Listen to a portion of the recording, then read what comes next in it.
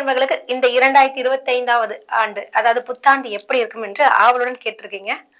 வாங்க பார்க்கலாம். அதுக்கு முன்னாடி உங்க கேரக்டர் பத்தி கொஞ்சம் தெரிஞ்சுக்கங்க. பொதுவாக மீன் அப்படின்ற ஒரு விஷயம் இருக்கு இல்லையா? அது வந்து எப்போதுமே ஃபோர்ஸா போயிட்டே இருக்குங்க. போயிட்டே இருக்கும்போது அது எதிர் நீச்சலுடன் செய்யக்கூடிய ஒரு விஷயம். போராடி போராடி முன்னுக்கு வரக்கூடிய ஒரு ராசி எதுன்னு பார்த்தீங்கன்னா, அது மீன ராசி தாங்க. அதே மாரி வந்து பார்த்தீங்கன்னா, சில நேரங்கள்ல கழுவுற மீன்ல நழுவுற மீன் சொல்லுவாங்கல்ல, அதுக்கு காரணம் வந்து உங்ககிட்ட அந்த கெப்பாசிட்டி அதை எதிர்க்கக்கூடிய தன்மை இல்லாத நேரத்துல நமக்கு ஒரு சப்போர்ட் இல்லைன்னா அங்கிருந்து எப்படி நம்ம வெளியே வரணும்ன்றது யோசிப்பீங்க. ஏன்னா உங்கள்கிட்ட சப்போர்ட் இல்லைன்றதுனாலதான் அந்த ஒரு எண்ணங்கள் உங்களுக்கு அது இருக்குங்க. பங்க்சுவாலிட்டி ரொம்ப எதிர்பார்ப்பீங்க, பிளானிங்கா தான் எல்லாமே செய்வீங்க. ரொம்ப திட்டமிடுதல்னா அது உங்களுக்கு தாங்க. ஓவரா திட்டமிட்டு லாஸ்ட்ல கட் ஆயிடும். ஏன்னா இந்த பர்ஃபெக்ஷன் பர்ஃபெக்ஷன் பர்ஃபெக்ஷன் மீன ராசிக்காரங்க பார்த்து லாஸ்ட்ல முடிக்க முடியாம போயிடும். இப்போ ஒரு உதாரணத்துக்கு ஒரு ஒரு ஷூட்டிங்கே எடுக்கிறீங்கன்னு வைங்களேன், லைட் கரெக்டா இருக்கணும், எடிட்டிங் நல்லா இருக்கணும், கேமரா பக்காவா இருக்கணும், இந்த கேமரா இல்லைன்னா அந்த ஷூட் வேணாம், இது மாதிரிலாம் நீங்க யோசிக்கிறதுனால அன்னைக்கு போடுற கண்டென்ட்டே விட்டுருவீங்க. ஸோ அந்த அளவுக்கு நீங்க பர்ஃபெக்ஷன் பாக்குறதுனால அந்த நேரத்துல செய்யக்கூடிய வேலைகளை வந்து கொஞ்சம் மிஸ் ஆயிடுங்க. ஸோ அதனால நீங்க நீங்க வந்து சில விஷயங்கள்ல பர்ஃபெக்ஷன்லாம் எதிர்பார்க்காதீங்க. போற போக்குலன்ற மாதிரி கொஞ்சம் மாத்திக்கிங்க. அடுத்த ஒரு விஷயம் பார்த்தீங்கன்னா, எல்லார்கிட்டயும் பழகும்போது நீங்க உண்மையா தான் இருக்கீங்க. எல்லாருக்குமே அது தெரியும். இருந்தாலும் வந்து அந்த உண்மைய வந்து மத்தவங்களுக்கு உணர்ற மாரி நீங்க பண்ணுங்க. ஏன்னா நீங்க உண்மையா இருக்கன்றது உங்களுக்கு மட்டும் தெரிஞ்ச ஒரு பிரயோஜனம் இல்ல. ஏன்னா அந்த அன்பு குடுக்குறவங்களும் சரி, அன்பு வாங்குறவங்களும் சரி 2 பேருக்குமே அது தெரியும். அந்த விஷயத்த நீங்க கோட்ட விட்டுறீங்க. சரிங்களா? ஏன்னா ஒரு இடத்துல அன்ப பெறுறீங்க. அது திருப்பி குடுக்கணும்ன்றத மறந்துடுறீங்க. நம்ம அவங்க செஞ்சாங்களேன்ற ஒரு எண்ணம் இருக்குல்ல, அது நீங்க திருப்பி செய்யாம சம்டைம்ஸ் மிஸ் ஆயிடுது. அது கொஞ்சம் மாத்திக்கிங்க. சரி என்னடா அது அட்வைஸ்லாம் பண்றேன்னு நெனச்சுக்காதீங்க. சரி வாங்க அந்த ராசி பலன்கள் பார்க்கலாங்க. அடுத்தது வந்து பார்த்தீங்கன்னா, இப்ப இந்த கோச்சாரத்துல சனி வந்து உங்களுக்கு எங்க வராரு பார்த்தீங்கன்னா, சனி பகவான் உங்களுக்கு 7 சனி பிடிச்சுட்டு, அது வந்து இப்ப ஜென்ம சனியாக மாறிடுச்சு. அதாவது கும்பத்திலிருந்து மீன ராசிக்கு உங்க ராசிக்கே வராங்க. அப்படின்னும் பொழுது ஏற்கனவே 7 சனி, ஜென்ம சனினா கேட்கவா வேணும். அந்த அளவுக்கு கஷ்டங்கள் நிச்சயமாக வரும். நெறைய பேருடைய சுயரூபத்தை நீங்க பார்க்க போறீங்க. அது மட்டும் இல்லாம பார்த்தீங்கன்னா, நண்பர்களிடையே நெறைய விஷயங்கள் வந்து தெளிவு தெரியும். யார் நமக்கு கெடுதல் பண்ணாங்க, இது நாள் வரைக்கும் நம்பியிருப்பீங்கல்ல, அவங்களுடைய விஷயங்கள்லாம் உங்களுக்கு தெரிய வந்துரும். உங்களுக்கு உங்களையே நம்பி இருந்தாங்கல்ல, அவங்கள பத்தின சில விஷயங்களும் இந்த காலகட்டத்துல தெரிய வந்துருங்க. ஏன்னா சனி வந்து 7 சனி எல்லாருக்கும் வரணும்னு. ஏன்னா அப்பதான் மற்றவருடைய சுயரூபம்லாம் நமக்கு தெரிய வரும். புரியுதுங்களா? ஏன்னா கஷ்டம் வந்தா தானங்க மத்தவங்க ஹெல்ப் பண்றாங்கன்னு பார்ப்பாங்க. அந்த நேரத்துல யார் ஹெல்ப் பண்றா அப்படின்னு பாத்தீங்கன்னா, அப்பதான் உண்மையானவங்களுடைய தோற்றங்களும் சொல்லுவாங்க இல்லையா, நம்ம யூஸ் பண்ணிட்டு இருக்கவங்க கூடிய கேரக்டரும் தெரிய வந்து அப்ப நீங்க ஃபீல் பண்ணுவீங்க நிச்சயமாக. சரிங்க. இப்ப உத்தியோகஸ்தர்களுக்கெல்லாம் எப்படி இருக்கும் அப்படின்னு பாக்கலாங்க. இந்த 2025 எப்படி இருக்குன்னு பாத்தீங்கன்னா, அது 7 சனியில ஜென்ம சனி இருக்கறனால தயவு செய்து அந்த சக ஊழியர்கிட்ட உங்களுடைய பர்சனல் விஷயத்த டிஸ்கஸ் பண்ணாதீங்க. ஒர்க்னா ஒர்க்கை மட்டும் பேசிட்டு வந்துட்டே இருங்க. அப்புறம் தேவையில்லாத பிரச்சனைகள், அவமானங்கள், கெட்ட பெயர்லாம் வர்றதுக்கு அதிகமான வாய்ப்புகள் இருக்கு. அதுவும் உத்தியோகஸ்தர்களுக்கு. சோ இந்த 7 அது ஜென்ம சனியா அழகா ஸ்மூத்தா கடக்கக்கூடிய ஒரு நிலை, முக்கியமான ஒரு விஷயம். அது மட்டும் இல்லாம குரு பகவான் எங்க இருக்கா தெரியுங்களா? 4வது இடத்துல இப்ப மாறப்போறாரு மே மாசத்துல. ஜென்ம சனி எப்ப வருது? இப்ப கிடையாது, நியூ இயர் தான். மார்ச்க்கு அப்புறம் தான் உங்களுக்கு வராது. எது? ஜென்ம சனி. சோ அப்ப வந்து நீங்க ஜென்ம சனியும் வருது. ஆனா மே மாசத்துக்கு அப்புறம் உங்களுக்கு கொஞ்சம் நல்லா இருக்கும். பண வரவுகள் சம்பந்தப்பட்டு. அதுக்கு முன்னாடி கொஞ்சம் பணம் டைட்டா இருக்குன்னு அதெல்லாம் நடக்கும். சோ சிக்கனமா செலவு பண்ண கத்துக்குங்க உத்தியோகஸ்தர்கள் கூட. சரிங்களா?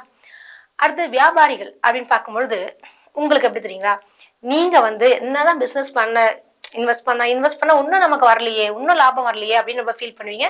காரணம் இந்த ஜென்ம சனிலாம் வரும்போது நிறைய நஷ்டம்லாம் ஆகும். தயவு செய்து நஷ்டம் ஆகாம தடுத்தாலே பெரிய ஒரு லாபம் தான் சொல்லலாம். அதனால போடுற பணத்தை கரெக்டா செலவு பண்ணுங்க. பார்த்து பார்த்து செலவு பண்ணுங்க. எண்ணி எண்ணி செலவு பண்ணுங்க. ஏன்னா உங்க வீட்டு அதிபதியே குரு பகவான் தான். ஸோ அவர் கணக்கர் சொல்லுவாங்க, அக்கௌண்ட்ஸ் இது மெயின்டைன் பண்றாங்க. எதுவா இருந்தாலும் ஒரு டீ குடிச்சா கூட நீங்க வந்து கணக்குல வச்சுக்கோங்க, அது நல்லதுங்க. சரிங்க. அடுத்த ஒரு விஷயம் என்னன்னு பாத்தீங்கன்னு வச்சுக்கோங்களேன், அதாவது மீனராசி அன்பர்களுக்கு உங்களுடைய களத்திர ஸ்தானாதிபதி யாரு? புதன். அவர் எங்க இருக்கார் அப்படின்ற விஷயம்லாம் இருக்கும்ல. அவங்கவுங்க ஜாதகத்துல சனி பகவான் நல்ல நிலையில் இருந்தால் நிச்சயமாக இந்த 7 சனியினுடைய பாதிப்பு கம்மியா இருக்கும். அதே மாதிரி சனியோடைய கேரக்டர் உங்களுக்கு ஆல்ரெடி சொல்லியிருக்கேன். எல்லா ராசிக்கிட்டையும் பொதுவாகவே சொல்லியிருக்கேன். நேர்மையாக இருக்கணும், நீதிமானாக இருந்தீங்கன்னா நிச்சயமாக உங்களுக்கு கெடுபலங்கள் வராது. இல்லைன்னா நீங்க எவ்வளவு கெடுதல் பண்ணீங்களோ அது எல்லாமே உங்களுக்கு ரிவீட் அடிக்கும். அதனால தயவு செய்து நீங்க என்ன செய்யணும் அப்படின்னு பார்த்தீங்கன்னா, நல்லதே செய்யுங்க, நல்லதே நடக்கும். அது ஞாபகம் வச்சுக்கங்க. நீங்க எவ்வளவுக்கு எவ்வளவு நல்லது செய்றீங்களோ, அவ்வளவுக்கு அவ்வளவு உங்களுக்கு லைஃப் வந்து வேற லெவல்ல நல்லது நடக்க போகுதுங்க. சரிங்க. இன்னொரு விஷயம் வந்து பார்த்தீங்கன்னா, இந்த நம்ம மீன ராசிக்கு இந்த குடும்ப தலைவிகள் அவங்களுக்கு எப்படி இருக்கும் அப்படின்னு பார்க்கறச்ச, உங்களுக்கு வந்து பார்த்தீங்கன்னா, உங்களுடைய ராசிக்கு அதாவது எங்க இருக்காரு அப்படின்னு பார்க்கும்பொழுது, மீன ராசிக்கு ஜென்மத்திலேயே சனியும், குரு வந்து எங்க இருக்காரு? 4வது இடம் என்று சொல்லக்கூடிய சுகஸ்தானத்துல இருக்காங்க. சுகஸ்தானத்துல இருக்கனால என்ன மாரியான விஷயங்கள்லாம் நடக்கும் அப்படின்னு பார்க்கறச்ச, உங்களுடைய தாயார்களுடைய உடல்நலம் வந்து ரொம்ப சூப்பராவே இருக்கும். இதுவரைக்கும் நோய்வாய்ப்பட்டிருப்பாங்கல்ல, அவங்களுக்கு வந்து சிறப்பாகவே இருக்கக்கூடிய ஒரு காலகட்டம். அதுவும் குடும்ப தலைவிகள் பார்க்கும்பொழுது, அவங்களுக்கு பண வரவெல்லாம் நல்லபடியா இருக்கும். பணப்புழக்கங்கள் நிச்சயமாக நடக்கும். ஆனா என்ன, உங்களுடைய கணவர் வீட்டாரை கொஞ்சம் மதியுங்க. அட்லீஸ்ட் நடியுங்க. அப்பதான் இந்த வருஷத்த கொஞ்சம் மேம்போக்கா இல்லைன்னா உங்களை மதிப்பு அற்ற தன்மையாக மாறிடுங்க. ஸோ அது மட்டும் கொஞ்சம் கவனமாக இருந்துக்குங்க. அடுத்தபடியாக பார்த்தீங்கன்னு வச்சுக்கோங்களேன், அதாவது மீனராசிக்காரங்களுக்கு மாணவர்களுக்கு அப்படின்னு பார்க்கும்போது நீங்க தயவு செய்து இந்த ஜென்ம சனி இருக்கனால மார்க்ஸ்லாம் கொஞ்சம் கம்மியா வரதுக்கு வாய்ப்புகள் உண்டு. ஏன்னா எதையாவது இந்த விளையாட்டுத்தனம், அது லவ் இது மாதிரியான விஷயங்கள்லாம் போய் மாட்டிக்காதீங்க. ஏன்னா ஜென்ம சனி இருக்கனால படிப்புல கான்சென்ட்ரேட் பண்ண முடியாம உங்களுக்கு போயிடும். ஸோ அதனால தயவு செய்து படிப்பு தான் முக்கியம். அதுக்கப்புறம் என்ன வேணா பண்ணிக்கோ அப்படின்ற ஒரு எண்ணத்தை ஞாபகம் வச்சுக்கங்க. இல்லைன்னா மார்க்லாம் கொஞ்சம் கம்மியாயிடும். அடுத்த ஒரு விஷயம் கலைஞர்களுக்கு அப்படின்னு பார்க்கறச்ச, நீங்க வந்து ஆக்டிங் விஷயத்துல எல்லா விஷயத்துலயுமே வந்து ரொம்ப பார்த்து பார்த்து தாங்க நீங்க இருக்கணும். என்ன காரணம் அப்படின்னு பார்த்தீங்கன்னு வச்சுக்கோங்களேன். அதாவது என்னன்னா, அதாவது கலைஞர்களுக்குலாம் வந்து தேவையற்ற கெட்ட பெயர், கிசுகிசுக்கள், அதுக்கப்புறம் வந்து ஒரு நல்ல படம் புக் ஆகும்போது வேற யாரோ மாத்தி எடுத்துட்டு போறது, இது மாதிரியான விஷயங்கள்லாம் நடக்குங்க. ஸோ மீனராசிக்காரங்க கலைஞர்கள் குறிப்பாக அது இந்த 7 சனியில ஜென்ம சனியாக இருக்கிறனாலையும், குரு ஒருத்தர் மட்டும்தாங்க உங்களுக்கு வந்து பண வரவுல வந்து ஏதாவது பணம் இல்லைன்ற மாதிரி இல்லாம பணம் வர வச்சுட்டு இருக்குது. காரணம் குரு பகவான் தான். அதனால மீனராசிக்காரங்க தயவு செய்து குரு பகவானை விடாதீங்க. தட்சிணாமூர்த்தி போய் பாருங்க. வியாழக்கிழமை அன்னைக்கு போயிட்டு குருவை வணங்குங்க. ஒரு சாய்பாபா கோயில் போங்க. எனி குரு நீங்க வேணுங்க. ஜீவ சமாதி போயிட்டு வாங்க. இதெல்லாம் நீங்க பண்ண பண்ண உங்களுக்கு பல விதங்களிலும் மேன்மைகள் வரும். ஏன்னா இப்ப ஜென்ம சனி இருக்கனாலே சனி பகவானுக்கும் முடிந்த வரைக்கும் வந்து என்னன்னா சொல்லுவாங்க இல்லையா, யாருக்கும் கெடுதல் பண்ணாதீங்க. இது மாதிரி இருந்தீங்கனாலே மீனராசி அன்பர்களுக்கு பல நன்மைகள் வரும். ஏன்னா அவர் வந்து ரொம்ப ஸ்ட்ரைட் ஃபார்வர்டு சனி பகவான். ஸோ அவர்கிட்ட நம்ம மாட்டாம சிக்காம கரெக்டா இருக்கணும்னா கொஞ்சம் நேர்மையா இருங்க. நம்மள நம்பினவங்களை கைவிட்டுறாதீங்க. அது மனைவியாக இருக்கட்டும், யாராக இருக்கட்டும். சரிங்களா? ஏன்னா பிரிந்திருந்த தம்பதியர்கள்லாம் வந்து மீனராசி அன்பர்கள்லாம் வந்து தயவு செய்து போய் இறங்கி போய் பேசுங்க. உங்க ஒய்ஃப் தான் இதுல ஈகோ பார்க்காதீங்க. ரொம்ப ஈகோ உள்ள ஒரு ராசி எதுன்னா மீனராசி தான் சொல்லலாம்.